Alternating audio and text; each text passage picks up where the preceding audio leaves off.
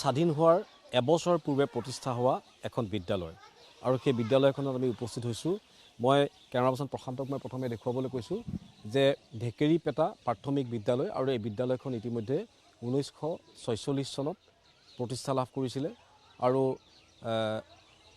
এই বিদ্যালয়খনৰ আটাইতকৈ গুৰুত্বপূৰ্ণ দিশ হ'ল যে বিদ্যালয়খনৰ এগৰাকী প্ৰধান শিক্ষয়িত্ৰী আৰু সেই শিক্ষয়িত্ৰীগৰাকীৰ যি দক্ষতা, সেই দক্ষতা এতিয়া এই বিদ্যালয়খনত অধ্যয়নৰত ছাত্ৰ ছাত্ৰীসকল আৰু তেওঁলোকৰ অভিভাৱকক বাৰুকৈ আকৰ্ষিত কৰিছে, যাৰ বাবে অৱসৰৰ পাছতো সেই শিক্ষয়িত্ৰীগৰাকীক ইয়াৰ পৰা ইতিমধ্যে যাবলৈ দিয়া নাই এই ছাত্ৰ ছাত্ৰীসকলৰ অভিভাৱক বা স্থানীয় ৰাইজে।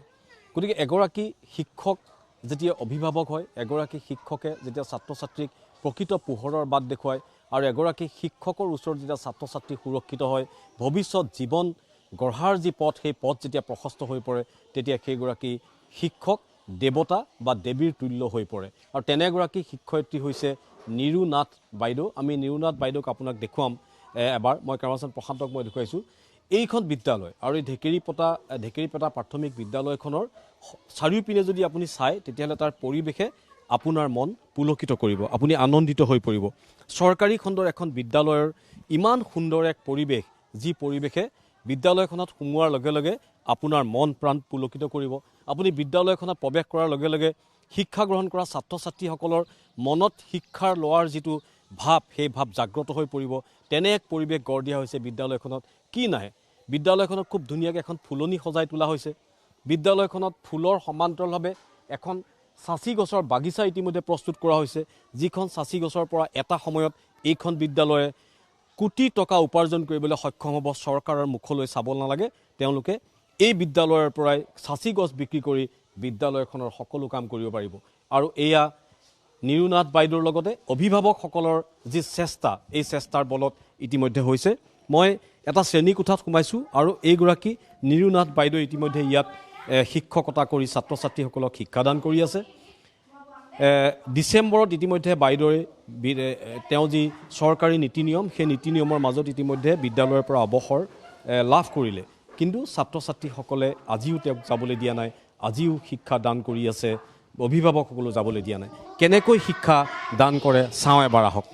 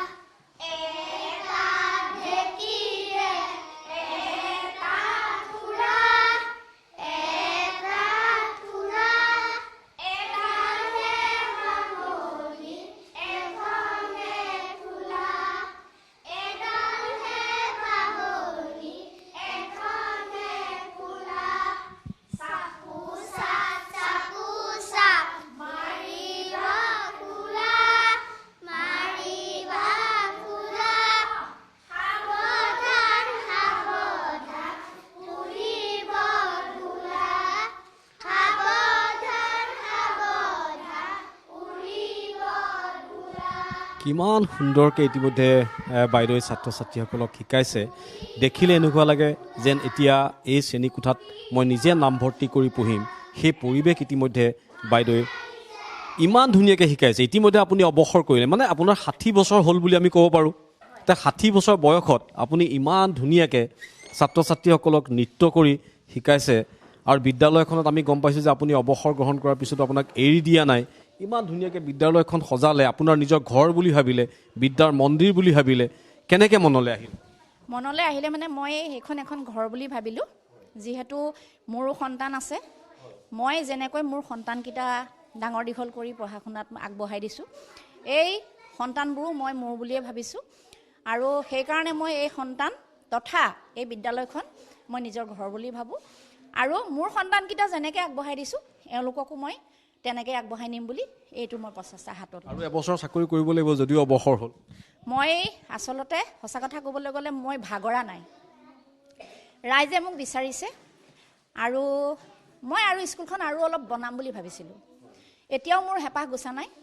মই যদি আৰু এবছৰ নালাগে, মই 2 বছৰো যদি পাওঁ, মই স্কুলখন অন্ততঃ এই স্থানীয় ৰাইজৰ সহযোগত তথা আৰু ৰাইজৰ প্ৰচেষ্টাত মই বিদ্যালয়খন বনাম বুলি আৰু উন্নত কৰিম বুলি মই ভাবিছোঁ। আৰু ছাত্ৰ ছাত্ৰীখিনিৰ যিখিনি অভাৱ অভিযোগ আছে, সেই অভাৱখিনি মই আচলতে দূৰ কৰিম বুলি ভাবিছোঁ। ধন্যবাদ থাকিল আপোনালৈ। ইমান ধুনীয়াকৈ বাইদেউ গুচি যাবগৈ নহয়, এতিয়া কি হ'ব? লাগিব নাই বাইদেউ? লাগিব। লাগিব। গুচি গ'লে কি হ'ব? বেয়া লাগিব নেকি? আৰু এগৰাকী ছাত্ৰী আছে, কি হ'ব বাইদেউ গুচি গ'লে? কেনেকুৱা লাগিব বাইদেউ যদি গুচি যায়? বেয়া লাগিব। ইমান ধুনীয়াকৈ পঢ়ুৱাইছে, তোমালোকক বুজাইছে, হয়নে নহয়?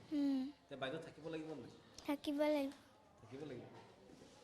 এইসকল কণমানি ছাত্ৰ ছাত্ৰী হৃদয়ত আছে তেখেতসকলৰ সেই নিৰুনাথ বাইদেউ প্ৰকৃততে ছাত্ৰ ছাত্ৰীসকলৰ হৃদয়ত আছে। আৰু সেইবাবে বাইদেউক ইয়াৰ পৰা যোৱাটো কোনো বিচৰা নাই। য'ত এখন বিদ্যালয়ৰ অভিভাৱকসকলে ছাত্ৰ ছাত্ৰীক থৈ বাহিৰত ঘূৰি ফুৰে, তেনেস্থলত এইখন বিদ্যালয়ৰ এইসকল অভিভাৱক আছে, যিসকল অভিভাৱকে বিদ্যালয়খনৰ উন্নতিৰ কাৰণে প্ৰতিটো মুহূৰ্তত চেষ্টা কৰে। বিভিন্ন ধৰণৰ ইয়াত গছপুলি ৰোপণেই হওক, বিদ্যালয়খনত ফুল পুলি ৰোপণেই হওক বা অন্যান্য আনুষংগিক যিখিনি কাম আছে, সেই কামখিনি এইসকল অভিভাৱকে প্ৰতিটো মুহূৰ্তত কৰি থাকে। বাইদেউ গুচি যদি যায় ইয়াৰ পৰা, তেতিয়াহ'লে এই পৰিৱেশ আপোনালোকে বৰ্তাই ৰাখিব পাৰিব নাই? আমি চেষ্টা পাৰিম, কিন্তু বাইদেউ যোৱাটো মানে যাবই লাগিব। তথাপিতো বাইদেউ যোৱা বুলি ক'লে বহুত বেয়া লাগে। মানে যিখন কৰিলে বাইদেউ মানে ক'বলৈ একো ভাষাই নাই। মানে বাইদেউ থকা অৱস্থাত আগতে যেনেকুৱা আছিলে, এতিয়া বাইদেউ যেতিয়াৰ পৰা আহিলে এইখন স্কুলখন বহুত মানে ঘৰৰ পৰিৱেশতকৈ বহুত ধুনীয়া লাগে। মানে স্কুলখন দেখি পানি এই ফুল পুলি ৰোৱা হওক বা এইবোৰ চাফ চিকুণ কৰা হওক বা এইবোৰ যিটি মানে শাক পাচলি আগতে নাছিলে, বাইদেউৰ দিনতেই চব হৈছে। আমি আহোঁ সকলোৱে আহি পিনি এইখন বিদ্যালয়ত আমাৰ মানে বহুত দুখৰ বিষয় যেন লাগে। মানে এই কথাকে ভাবিবলৈ বহুত টান লাগে। মানে যে বাইদেউ যে বিদায় হ'ব বা বাইদেউ স্কুলৰ পৰা বিদায় দিব লাগিব বুলি, সেইটো মানে ভাবিবই পৰা নাই আমি এতিয়ালৈকে। আৰু এয়াই হৈছে অভিভাৱক। পাৰিব জানো বাইদেউক বিদায় দিব? নোৱাৰোঁ দেই, মই ক'ব নোৱাৰোঁ। সকলো আৱেগিক হৈ পৰিছে, কাৰণ এইগৰাকী বাইদেউক তেখেতসকলে পাইছে বহু কষ্টৰ মূৰত। পাৰিবনে বাইদেউক বিদায় দিব? কেতিয়াও নোৱাৰোঁ। আমি তাৰমানে বাইদেউৰ লগত বহুত তাৰমানে আন্তৰিকতা এটা সোমাই গ'ল। সেইকাৰণে ভাবিছোঁ আৰু অলপ দিন থকা হ'লে বাইদেউ ভাল হ'লহেঁতেন। বাইদেউ যোৱাৰ কথা আমি কেতিয়াও ভাবিবই নোৱাৰোঁ। বাইদেউক আমি বিদায় বুলি কেতিয়াও ভাবিবই নোৱাৰোঁ। মানে আপোনালোকে বাইদেউৰ লগত লাগি থাকোঁ। হয়, ওতঃপ্ৰোতভাৱে আমি জড়িত স্কুলখনৰ লগত, বাইদেউৰ লগত। বাইদেউ যোৱাৰ কথা মানে আমি কোনো পধ্যে মানিবই নোৱাৰোঁ। মানে মই আৰু এজন আছে পৰিচালনা সমিতিৰ বিষয়ববীয়া, ইমান ধুনীয়াকৈ সজাই তুলিছে। আপোনালোকৰ দায়িত্ব আছে। বাইদেউ যিহেতু চৰকাৰী এগৰাকী, যিমানেই হওক চৰকাৰৰ দায়িত্ব আছে। এবছৰৰ পিছত গুচি যাব, কিন্তু বিদ্যালয়খনৰ সৌন্দৰ্যটো বৰ্তি থাকিব নাই? ৰাখিব লাগিব। আমি ৰাইজে পৰিচালনা সমিতি গাৰ্জেনসকলৰ লগত লগ লাগি আমি সেইখিনি জীয়াই ৰাখিব লাগিব। বাইদেৱে কিন্তু এই বাইদেউ থকা অৱস্থা আমি বহুত ছাৰ বাইদেউ পালোঁ, কিন্তু এনেকুৱা নাপালোঁ। এই বাইদেউ মানে ইমানেই কষ্ট কৰে, মানে ঘৰৰ পৰা হৈ যায়। স্কুল ছুটিৰ টাইমত পিছত আকৌ বাইদেৱে 1-1.5 ঘণ্টা আকৌ ক্লাছ লয়। বাইদেউ যায় 3:30-4টাত। এইখিনি শিক্ষাদান দিয়ে ল'ৰা ছোৱালীক। গুৰুত্বপূৰ্ণ কথা। প্ৰকৃতাৰ্থত ইয়াত যিসকল ছাত্ৰ ছাত্ৰী আছে বা অভিভাৱক আছে, তেখেতসকলে সেই নিৰুনাথ বাইদেউগৰাকীক শিক্ষক হিচাপেও মান্যতা কৰাৰ সমান্তৰালভাৱে এজন অভিভাৱক হিচাপে ধৰি লৈছে। আৰু সেইবাবে হয়তো আজি বাইদেউ সকলোৰে হৃদয়ত নিৰুনাথ বাইদেউ। আৰু মই আপোনালোকক আৰু এটা দৃশ্য দেখুৱাম অকণমান। এইখিনি হ'ল সন্মান। এগৰাকী শিক্ষয়িত্ৰীৰ কিমান দক্ষতা থাকিলে, কিমান দায়িত্ব জ্ঞান তেখেতৰ দায়িত্ব সহকাৰে তেখেতে কাম কৰিলে এনেকুৱা সন্মান লাভ কৰে। এগৰাকী শিক্ষয়িত্ৰী বিদ্যালয়খনৰ পৰা যোৱাই নাই, বিদায় সম্বৰ্ধনা তেখেতক কোনেও দিয়া নাই, কিন্তু তেখেতে ৰাজ্যিক বঁটা পাব লাগে। State award to the teachers 2023 পাইছে তেখেতে। আৰু ঠিক তেনেদৰে নেশ্যনেল এৱাৰ্ড পাইছে, আদৰ্শ শিক্ষক নেশ্যনেল এৱাৰ্ড পাইছে তেখেতে। আৰু বাকী নাই কিমানখিনি তেখেতে ইতিমধ্যে সন্মান বুটলিবলৈ সক্ষম হৈছে। বহু সন্মান আজি তেখেতক আমি আপোনালোকৰ দেখুৱাব পৰা নাই। ইয়াত যিহেতু এই সন্মানখিনি এনেদৰে ইয়াত জাপ খাই আছে টেবুলত, এইখিনি আমি আপোনালোকক দেখুৱাব পৰা নাই। বহু সন্মান ইয়াত এনেদৰে আছে। আৰু এইগৰাকী হৈছে আমাৰ নিৰুনাথ বাইদেউ। আৰু সেই নিৰুনাথ বাইদেৱে আজি বিদ্যালয়খন খুব ধুনীয়াকৈ সজীৱ কৰি ৰাখিছে, যাৰ বাবে আজি বাইদেৱে অৱসৰ গ্ৰহণ কৰাৰ পিছতো এইখন বিদ্যালয়ৰ ছাত্ৰ ছাত্ৰী হওক, এইখন বিদ্যালয়ৰ অভিভাৱক হওক বা ইয়াৰ যিসকল শিক্ষক শিক্ষয়িত্ৰী আছে তেখেতসকলে বাইদেউক ইয়াৰ পৰা যাবলৈ দিয়া নাই। আৰু এটা বছৰ বাইদেউ ইয়াত থাকিলে বাইদেউৰ আশা আছে যে গোলাঘাট জিলাখনৰ ভিতৰতে এখন জাকত জিলিকা শিক্ষাৰে পোহৰাই তোলা এখন বিদ্যালয়, ঢেকেৰীপেটা প্ৰাথমিক বিদ্যালয় তেখেতে গঢ় দিব এটা বছৰত। আৰু সেই বিদ্যালয়খনে অসমত সদায় উজ্বলি থাকিব।